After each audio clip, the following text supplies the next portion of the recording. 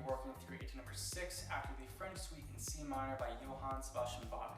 That really captures the essence of one of the greatest composers in history. Now, as I mentioned in the first Etude, the clarinet was not invented until the end of the Baroque era, so we are without the wealth of knowledge and repertoire that many other instruments have available to them throughout school. So unless you're pursuing Baroque music as a clarinetist, we're not really given it in lessons, in band, orchestra. So it's something that you might want to explore on your own. I think this Etude is a really nice opportunity for that. So that being said, we're given the first movement titled Allemande. In the book it just says Andante, but it is the first movement in full. It's the Allemande. It's believed to be a German origin dance, originally duple meter, binary form. Over time it became a quadruple meter dance, and in this Etude we're also in the key of C minor. So, for us as a clarinetist, I think it's really important to know these historical elements. That way, when we approach something like this, we can approach with more confidence and a better sense of interpretation. Before starting this, take a moment to hear the subdivision of the larger beat in your head, and then begin so that you have a good idea of how you will establish the first phrase. For the majority of the study, it should be noted that the original version of this piece was actually played without slurs on the piano.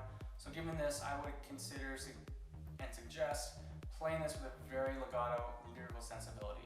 We're really trying to evoke the best of what the clarinet can do, really sing through our instrument and provide our listener with just a beautiful meandering melody from beginning to end.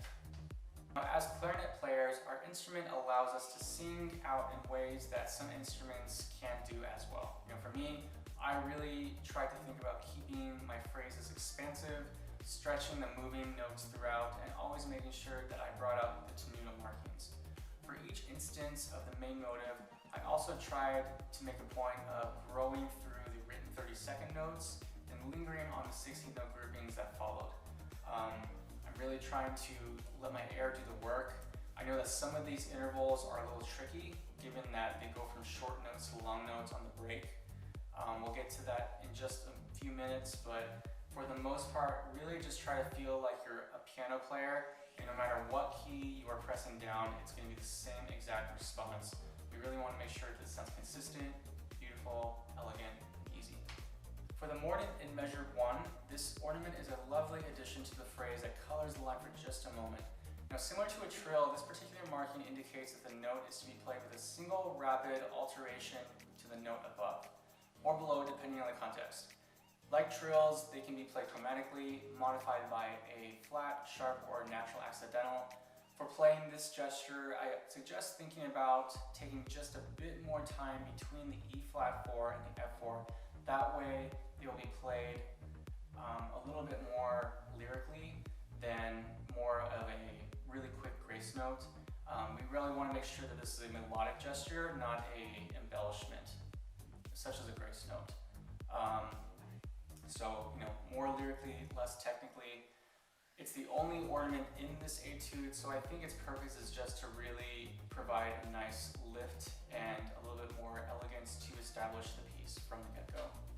Being that we're in the key of C minor, we have instances of intervals that are a bit more challenging to play at times. Now, as everything that we play, keep the air moving and play between the notes, not to the notes. Keep your air pressurized between the large leaps, don't stop the air. For instance, in measure 5, consider your hand position and the way that you are coming and going from the shorter notes to the longer notes. For shorter notes on the clarinet, generally they'll be less resistant compared to the longer notes on the instrument that fall more on the break. Thinking about this, I'm always considering how I will use my air to equalize the resistance between the registers so that no matter what, every note is produced with the same, even, consistent tone quality, and that it sounds just like the note before it and after it. I mentioned considering maybe thinking about the way in which a pianist would play this, how every single note, no matter what, comes out the same, more or less. So maybe think about that. No matter what note we're playing on the instrument, we still need to find a way to make it sound just as consistent as the low register to the high register, vice versa.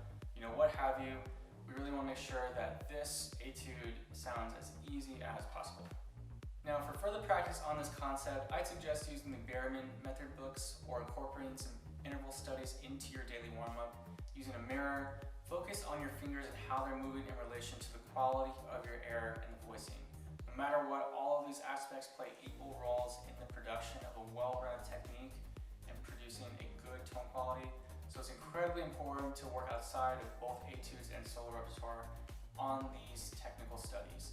They're the building blocks for the ways in which you will approach this music, and it just makes everything easier over the course of time. For the repeated sections in this study, I would suggest making an effort to play the second time with a bit more expression, maybe adding a little bit more variety to the line. In my recording, I think I exaggerated the pacing a little bit more, the dynamics. This can also mean switching up your dynamics altogether. Pianos for fortes, fortes for piano. This is an etude after all, so there is some flexibility. You can take liberties as you want. You can add some more ornaments, anything you like, just to make sure that as a listener, we feel like the music is really going from the second time around to the end, and we have some sense of finality.